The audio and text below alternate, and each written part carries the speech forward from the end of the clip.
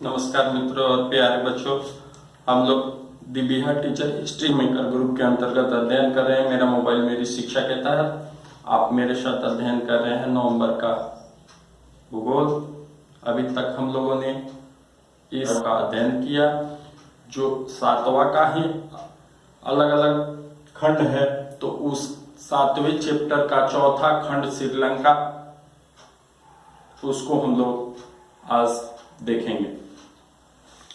जैसा कि हम देखते हैं, भारत का निकटतम पड़ोसी देश है जो मात्र भारत से 52 किलोमीटर की दूरी पर स्थित है। इसका एरिया 66,000 वर्ग किलोमीटर है तथा जनसंख्या 2,17,00,000 है और पॉपुलेशन डेंसिटी जो जनघनत्व है वह 341 व्यक्ति प्रति वर्ग किलोमीटर यहाँ निवास करते हैं। फिर समुद्र तटीय जो रेखा है मीन्स यह चारों ओर से हिंद महासागर से घिरा हुआ है, तो इसका जो समुद्र तटीय सीमा की लंबाई है वो 1340 किलोमीटर है।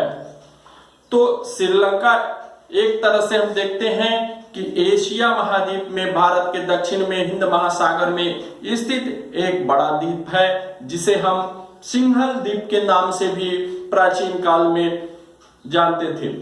मीन्स सिंहाली जाति के यहाँ जनसंख्या अधिक है जिसे हम सिंहल द्वीप के नाम से भी इसे हम जानते हैं। पूर्व में अंग्रेजों के द्वारा इसे सीलोन के नाम से संबोधित किया जाता था।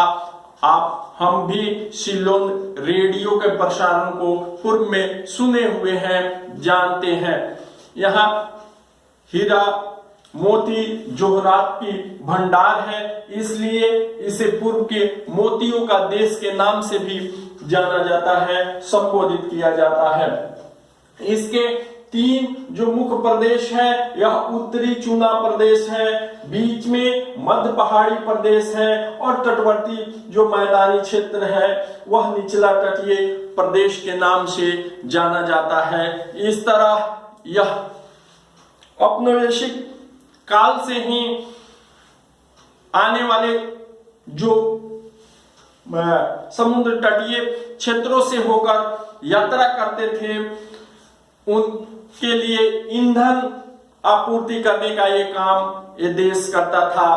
तो हम देखते हैं जो 1802 ईस्वी में इसे अंग्रेजों ने अपना उपनिवेश बनाया, तो भारत की स्वतंत्रता के पश्चात इसे भी अपनी लोकतांत्रिक गणराज्य की स्थापना करने की आजादी 4 जनवरी 1948 को मिली और यह अपने यहाँ 1956 में एक लोकतांत्रिक सत्ता की वहां स्थापना की गई। और यह अलग अलग बहुत सारे द्वीप हैं जो परवाल से निर्मित भित्तियों से है। परवाल क्या है? घोंगे, शीप, मूंगा, इन चट्टानों से निर्मित द्वीप है, क्योंकि ये जीव होते हैं और जीव जब मर जाते हैं तो किनारे या कहीं पर भी जमा होते हैं और वहां पर एक द्वीप का निर्माण हो जाता है कालांतर में। तो इस तरह ये परवाल द्वीप से निर्मित, परवालों से निर्मित यह द्वीप है जहां पर रामेन, जोहरात ये सब चीज भी यहाँ मिलते हैं।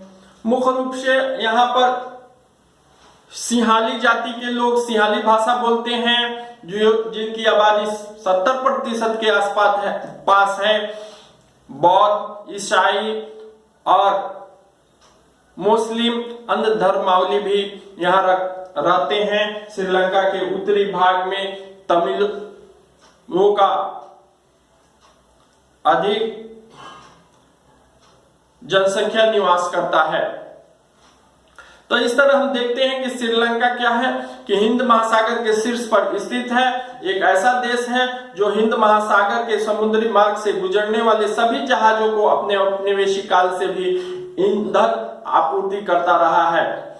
तो इसकी संरचना और स्थलाकृति कैसी है? तो तो इसकी संरचना और स्थलाकृतियों के बारे में हम लोग देख लिए हैं। उत्तर में यही जाफना का प्रायद्वीपीय मैदान है और यह तटीय क्षेत्र है जहां पर खेती होती है। यह मध्य पहाड़ी प्रदेश है, पहाड़ी भूमि है जहां पर पठारी और पठारी क्षेत्रों में कृषि का कम विकास हुआ है। उत्तरी चूना प्रदेश में यहाँ चूने की प्रधानता है और इस तरह हम देखते हैं कि इसकी ऊंची चोटी जो श्रीलंका में है वो पितुर्दा लगानता है, पितुर्दा लगानता है और बुद्धपद, आदमपद, अन्य शिखर है। आदम ब्रिज से यह भारत से जुड़ा हुआ है। कालांतर में वो भी परवाल से ही निर्मित भित्ति है, द्वीप है और भारत से उसका जुड़ाव है जो 4 मीटर समुद्र के गहराई पर स्पष्ट पत्थर का चट्टान दिखाई देता है। जलवायु की विशेषता क्या है? तो यहाँ की जलवायु मानसूनी जलवायु है, लेकिन यह विषुवत रेखा से काफी निकट होने से इस पर सालों भर अधिक गर्मी पड़ती है और वर्षा भी होती रहती है। तो इस तरह यहाँ सालों भर वर्षा होती है और गर्मी रहती है।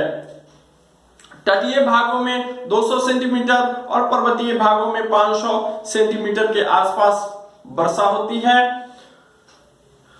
तो जलवायु मानसूनी विषुवत रेखीय है। अगला मिट्टी और वनस्पति मीन्स चूना प्रधान मिट्टी उत्तरी भाग में है। समांतर नदियों द्वारा निर्मित जलोढ़ से लेटराइट मिट्टी पाई जाती है। यहाँ 30% भाग भूभाग पर वन है जो विषुवतीय वनस्पति के नाम से जानी जाती है। इन वनों में रबड़, सिंकोना, गड़ापर्चा और चेरू की लकड़ियां बहुतायत में मिलती है। यहाँ कृषि कार्य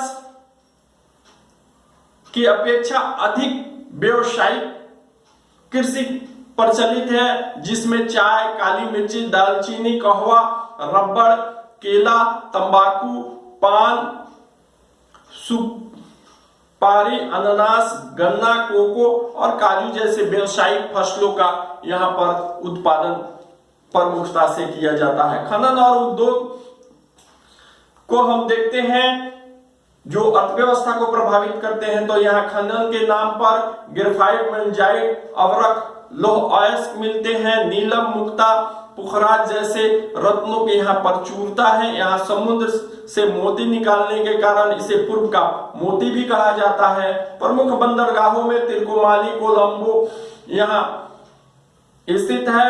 यहाँ की अर्थव्यवस्था बहुत हद तक खनन, कृषि उद्योग पर ही आधारित है। मत्स्य व्यवसाय तथा पर्यटन का विकास भी तेजी से यहाँ हुआ है।